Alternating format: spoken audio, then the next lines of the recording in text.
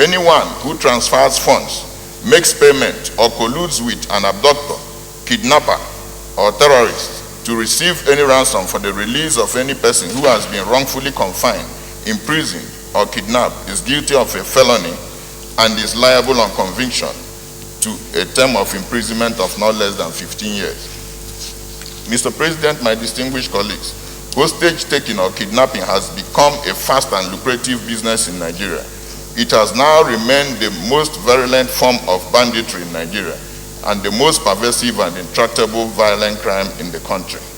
Kidnapping is on the increase in Nigeria, and it is prevalent across all the geopolitical zones.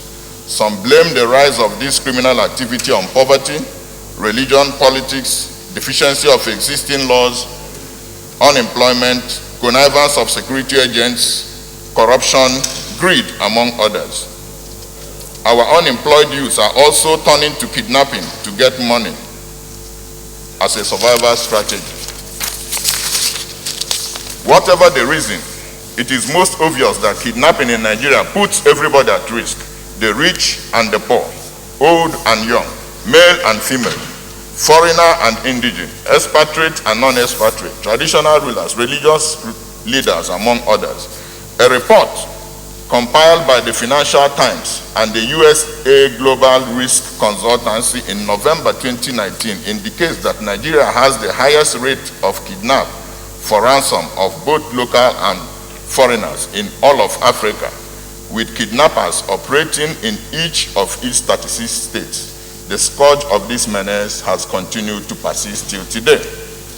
The reason behind payment of ransom is rooted on the fact that people easily identify with individual suffering. However, history has shown that even where ransom is proven to have been paid, the life or safe return of a kidnapped victim may not be guaranteed. The former Inspector General of Police, IGP Arase, once stated that the payment of ransom is counterproductive to the effort to check in kidnapping in the country. He states, and I quote, "As a law enforcement agency guided by rule of law and professional ethics, we do not under any circumstance encourage the payment of ransom to kidnappers or other criminals, as it is tantamount to rewarding crime and motivating other criminals to follow that path." The former Inspector General of Police called on Nigerians to desist from paying ransom to kidnappers, but should, on the contrary, provide adequate information to the police to enable them do their job. Countries like the United States of America and the United Kingdom do not support payment of ransoms. Payment of terrorist ransom is illegal under the UK Terrorism Act 2000, while the USA adheres to a strict no concessions policy on the policy of ransom. The logic behind this position is as simple as it is compelling. In the words of David Cohen, a U.S. Treasury Department official involved in U.S. policy against terrorist financing, ransom payments lead to future kidnappings, and future kidnappings lead to additional ransom payment, and it all builds the capacity of terrorist organizations to conduct attacks. Mr. President, my distinguished colleagues, gut-wrenching as it may be, the wisest thing for government to do would be to keep an eye on statistics, because these show that buying out one victim strengthens and encourages abductors, kidnappers, and terrorist organizations, and thus puts many more people at risk.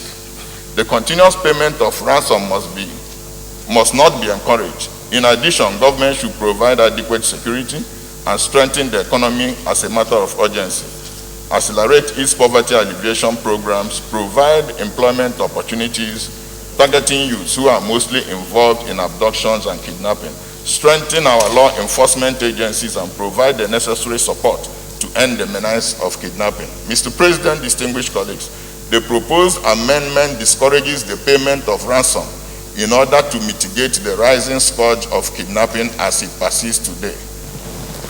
The more ransom you pay, the more likely you are to have terrorists and bandits, harassing you. If you don't pay the ransom, it will discourage the kidnappers. It will discourage the terrorists, and eventually the captives will be released. But Mr. President, going beyond that, we need to also strengthen the law enforcement agencies so that they can track the bandits and terrorists, so that we can immediately get the people that are kidnapped released immediately. A situation where you have people that are being kidnapped and kept in a particular place for more than 30 and 40 days. And our security agents are not able to get them released, call to question. With the use of technology, they can easily be tracked and be apprehended. But we don't do that, Mr. President. And that's why people go extra mile to get money, to get their relatives released. So payment of ransom is not good. But at the same time, we should encourage the security agents to use technology to track the bandits or the terrorists so that they can easily be arrested and be prosecuted. I believe if we do that, it will go a long way in solving the problem of insurgency, terrorism, and banditry in Nigeria. A bill for an act to amend the Terrorism Prevention Act 2013 and for other matters connected there to 2021 second reading taken, and the bill is referred to the Committee on Judiciary, Human Rights and Legal Matters to report back within 4 weeks.